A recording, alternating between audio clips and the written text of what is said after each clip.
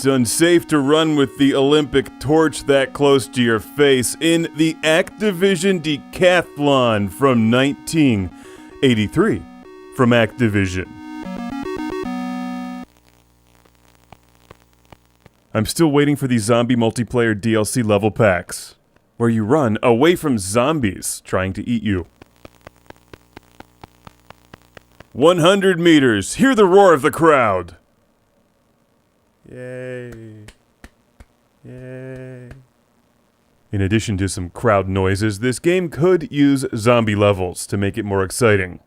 It's never too late, Activision. Perhaps that can come out for the 2016 Olympics. As I'm recording this, the London Olympics have just ended, and the excitement of the decathlon is still with us on the Atari 2600. Who's the greatest Atari athlete in the world? The one who can waggle the Atari controller the fastest. Or in my case, the one who can push the Sega Genesis D-pad the fastest while resting it on a coffee table. Which is really a much better way to play this game. You've been scratched, and your penalty is that you lose an endorsement deal. Jack Daniels will no longer sponsor you. In the Activision Decathlon. Decathlon. I always put an A in there for some reason. Which, like other games from Activision in the early 1980s, is technically solid and impressive for the Atari 2600. Albeit not one of their more exciting games. You basically do the exact same thing over and over again. You waggle the controller as fast as possible, and for some of the events like shot put and javelin, push the button when you're ready. As the word decathlon would indicate, there are 10 events. Sadly, BMX bike racing is not one of them. When did that become an Olympic sport? Oh, here comes the high jump. Here's a fun fact. I used to be the high jumper on my track team in high school, but that was before I discovered beer and pizza. But that doesn't mean I still can't be a professional Activision decathlete. Maybe I have trouble hopping over the coffee table to get to another beer and pizza these days, but I can kick ass in the 400 meters by using 2 fingers on the Sega Genesis D-pad to rock it back and forth and run really fast. It's kind of like doping, except not really. Look at that speed! I'm like the white, out-of-shape American Usain Bolt.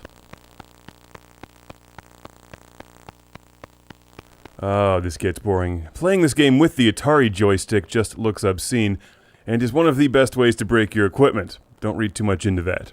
Like the real decathlon, you earn points depending on how well you do in each event, and you can play with up to 3 of your friends for an exciting 4-player decathlon.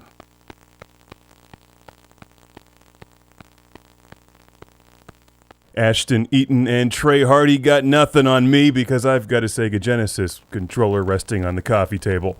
Here comes the discus, and you've got to give the designers credit. It's a good-looking game for the Atari 2600. The little person actually looks like a little person. And afterwards, you can take your Atari guy to the Atari Olympic Village, where he can attempt to sleep with the entire Real Sports field hockey team. You should be able to blow him up with the jet from River Raid. Yay. Boo. Here comes the javelin event, and to top it off is the 1,500 meters.